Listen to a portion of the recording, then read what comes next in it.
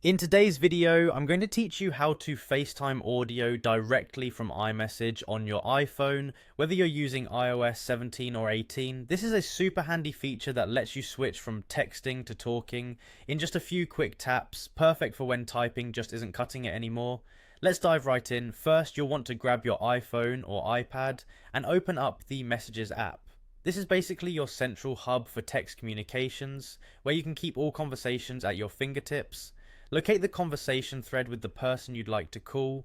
Go ahead and tap on it to open it up. You'll see the familiar chat exchange you've been having, and from here it's just a few simple steps to turn this into a voice call.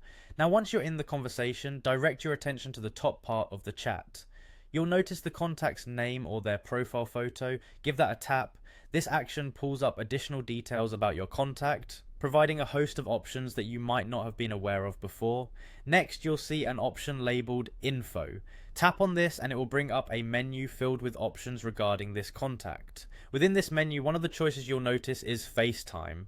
This option can make your communication more dynamic since it allows you to effortlessly switch from text to audio or even video. Under the FaceTime section, you should see audio represented by a small phone icon. Tapping this icon kickstarts a FaceTime audio call instantly. It's a seamless transition that allows you to go from messaging to having a real conversation with little to no hassle. Do keep in mind this feature is not exclusive to just the iPhone. It works beautifully on an iPad as well, provided that FaceTime is enabled on your device. A crucial point to remember, make sure you're connected to either Wi-Fi or mobile data. Without a stable internet connection, FaceTime audio won't be able to function properly, and you'll miss out on this convenient feature. And there you have it, folks. That's how simple it is to initiate a FaceTime audio call directly from iMessage.